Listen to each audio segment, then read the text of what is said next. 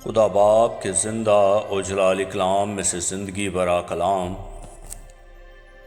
پطرس کا پہلا عام خط، اس کا دوسرا باب 13 سے 25 آیت مبارکہ تک۔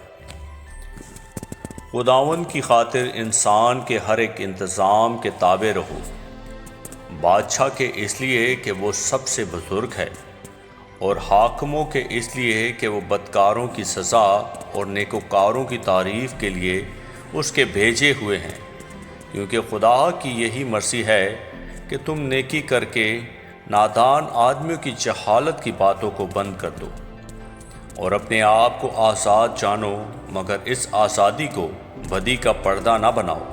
بلکہ اپنے آپ کو خدا کے بندے جانو۔ سب کی عزت کرو،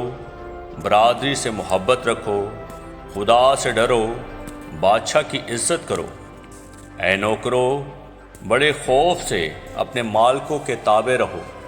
نہ صرف نیکوں اور حلیموں ہی کے بلکہ بدمزاجوں کے بھی، کیونکہ اگر کوئی خدا کے خیال سے بے انصافی کے باعث دکھ اٹھا کر تکلیفوں کی برداشت کرے تو یہ پسندیدہ ہے، اس لیے کہ اگر تم نے گناہ کر کے مکے کھائے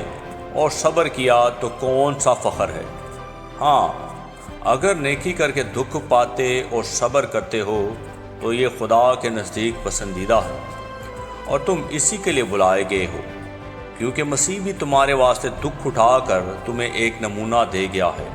تاکہ اس کے نقش قدم پر چلو۔ نہ اس نے گناہ کیا اور نہ اس کے منہ سے کوئی مکر کی بات نکلی، نہ وہ گالیاں کھا کر گالی دیتا تھا اور نہ دکھ پا کر کسی کو دھمکاتا تھا،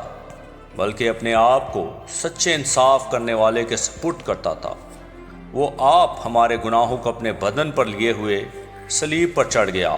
تاکہ ہم گناہوں کے اعتبار سے مر کر راست بازی کے اعتبار سے جئیں، اور اسی کے مار کھانے سے تم نے شفا پائی، کیونکہ پہلے تم بھیڑوں کی طرح بھٹکتے پھرتے تھے، مگر اب اپنی روحوں کے گلابان اور نگہبان کے پاس پھر آ گئے ہو۔ آمین۔ کلام کے پڑھے اور سنے جانے پر خداوند کی برکت ہو، خداوند کا شکر ہو۔ آمین۔